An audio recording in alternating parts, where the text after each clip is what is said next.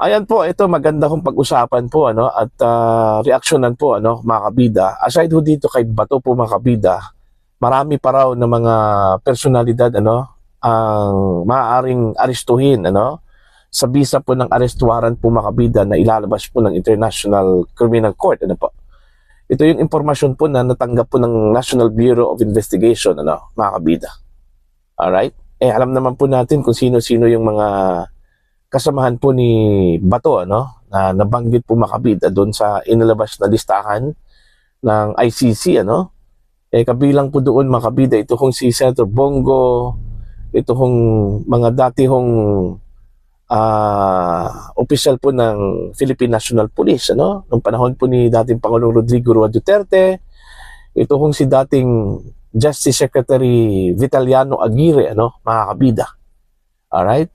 So expected yan matapos pong naglabas po ng pahayag ito kung si Senator Antonio Trillanes IV o ex-Senator Antonio Trillanes IV na susunod daw na arestuhin po makabida ay ito kung si Bongo. Alright?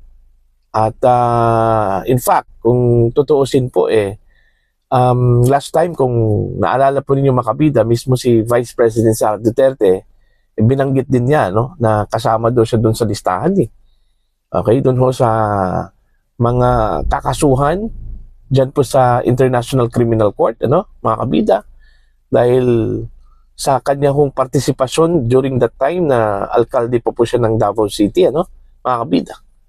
Alright? So expected yan na uubusin talaga ito hong mga opisyal po ng Duterte administration, lalong-lalo na po yung mga meron pong hands mga kabida sa war on drugs. Okay? During the time na Pangulo pa po itong si dating Pangulong Rodrigo Roa Duterte po. Okay? Now, ano sa tingin ho ninyo dito? Paggigipit ito mga kabida sa panig po ng mga kaalyado po ni dating Pangulong Rodrigo Roa Duterte po. Okay? Sino kayong may pakanaho dito? Si Trillanes, mga kabida, o may mas malaki pa pong personalidad na nasa likod dito? Alright? Ako, personally, naniniwala ho ako na hindi lang po si Trillanes ang nagka-intereso dito. Although alam po natin si Trillanes po, nagsampa po ng reklamo po sa International Criminal Court. Pero sa tingin ko po, may mas malaki pa pong figure na nasa likod nito mga kabida para lang po ubusin ito hong mga masasabi nating remnants ng Duterte administration. Okay? Matindi ito Imagine that mga kabida. Okay? Mula sa pinaka-ulo ito hong si dating Pangulong Rodrigo Duterte mga kabida, hanggang dun ho sa kanyang mga remnants tinutugis po ngayon. Okay? At latest po, ito kung si Bato de la Rosa Alright? Although alam natin mga kapita na may ground ito kung si Bato para tanggihan itong arrest warrant mula sa International Criminal Court. In fact, yung kanya hong kampo po nag-file po ng petisyon sa Korte Suprema mga kabida. Although yung kanyang hiniling na TRO ay hindi ho napagbigyan mga kabida. Alam ko kung ano yung ground po ng SC hindi ibig sabihin po mga kabida na hindi ho naglabas po ng TRO, dininay yung TRO, kundi dahil nakita ho ng SC na meron pong presumption of regularity po yung pag-serve po ng arrest warrant ng National Bureau of Investigation. Alright? Baga tinutupad lang po ng NBI yung kanilang trabaho po, yung kanilang mandato po mga kabida. Alright? Pero that's not the reason para lang po pag-inaan ng loob po itong si Bato, kasi unang-una ang main petition po niya makabida questioning the issuance of arrest warrant against him dito sa Pilipinas ay hindi pa po nare-resolve. Okay? So antayin natin yung resolution po ng SC dyan mga kabida, kung valid ba yung arrest warrant mula sa ICC, may jurisdiction pa ba yung ICC dito sa atin Okay? Yan, problema lang kasi mga kabida, ito hong SC, yan, tagal ho magdesisyon. Okay? Aabutan na lang po ng most an academic po mga kabida. Okay? Tsaka pa po magdesisyon, ano? Ito hong SC. Dapat ito, urgent man po ito.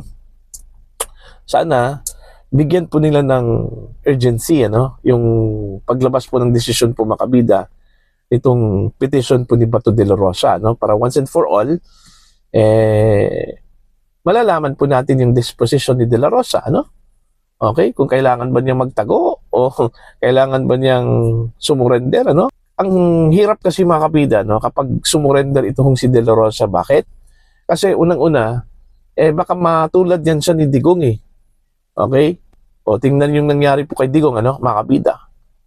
Okay? Inaresto, pagkatapos, hindi man lang dinaan po sa korte, ano? Mga kabida. At diniretso po doon sa ICC, sa The Hague. O ngayon, meron pong habeas corpus po, ano? Mga kabida, na isinampa yung mga anak po ni Digong, ano? Yan po sa Korte Suprema. Hindi man lang inaksyonan, eh. Paano aksyonan yan? Kasi kung tutuusin, magiging moot an academic na po, ano? Mga kabida. Unang-una po, wala na po sa Pilipinas ang jurisdiction po kay Digong.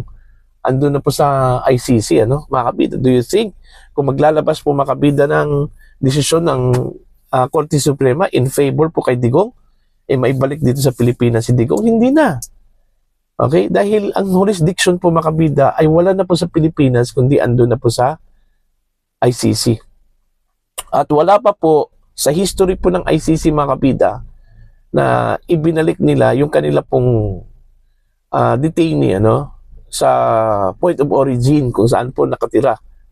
Okay, na bansa mga kabida, yung kanila kong inaresto, ano. Okay? So, useless pa rin. Kaya nga, ang sabi ko, kung bilis-bilisan lang po ng SC yung kanila kong desisyon, sana hindi ho magkakaroon po ng most an academic yung kanila kong desisyon, ano? O katulad na lang dito ko kay Bato. Bago po siya ma-arresto mga kabid, dapat linawin na po ng Korte Suprema, okay, kung meron bang batayan yung petition po ni Bato, okay, declaring the arrest warrant issued by the International Criminal Court as invalid, ano, mga kabida, or valid. Ganun lang po yun kadali. Okay? Ngayon, determinado ngayon itong mga law enforcers, mga kabida, ang Philippine National Police at saka itong National Bureau of Investigation, na hanapin itong si Bato. Okay, i-enforce ang arrest warrant kasi dininay na po daw ng Korte Suprema itong kanyang TRO, ano? Yun yung kanilang understanding, eh. Okay? Kahit na po, alam natin mga kabida na kailangan pong antayin muna itong main petition na ma-resolve, ano? Pero wala, eh. Atat na atat itong NBI at saka PNP po, ano? Mga kabida.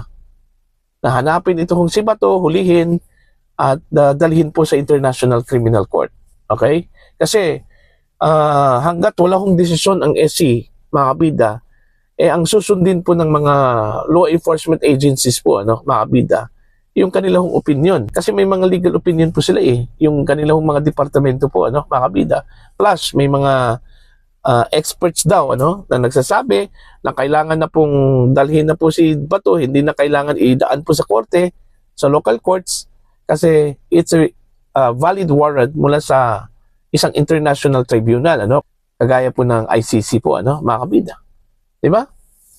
So, all of these things, mga kabida, malilinawan ito sa pamamagitan po ng mabilis na paglabas po ng desisyon po ng SC doon ho sa main petition ni Bato de la Rosa. Okay? Tapos, posibleng aabutan pa po ito ng ilang pang mga arrest warrant na ilalabas po ng ICC para doon ho sa mga personalities po makabida na binanggit. Okay? Sinabi ng NBI na marami pang aarestuhin daw. Dahil marami pa pong arrest warrants na ilalabas daw mga kabida itong International Criminal Court. Ano? Maubos talaga itong mga opisyal ng Duterte administration. Ano? Ang masaklap lang po dito, kung pati po si Vice President Sara Duterte, ano, pagdidiskitahan po mga kabida, ano po. Matindi na po yan, ano, mga kabida. Political massacre na po yan. Para dun ho sa mga sa pamilya Duterte at mga kaalyado nito, ano, mga kabida, ano po. So para po sa inyo, ano po ang inyong opinion at pananaw dito sa sinabi po ng NBI na marami pa pong arrest warrants na ilalabas po mga kabidang International Criminal Court at marami pa po silang aarestuhin ng mga personalities dito sa Pilipinas, mga kabida. And most probably, baka pati itong si Vice President Sara Duterte arestuhin din, mga kabida. For your comment and for your opinion, please comment down. Sa mga hindi pa po subscriber po sa akin channel, please subscribe. Just click the subscribe button, click the notification bell, click all para updated po kayo mga kabida sa aking mga uploads. Maraming salamat po sa inyo lahat.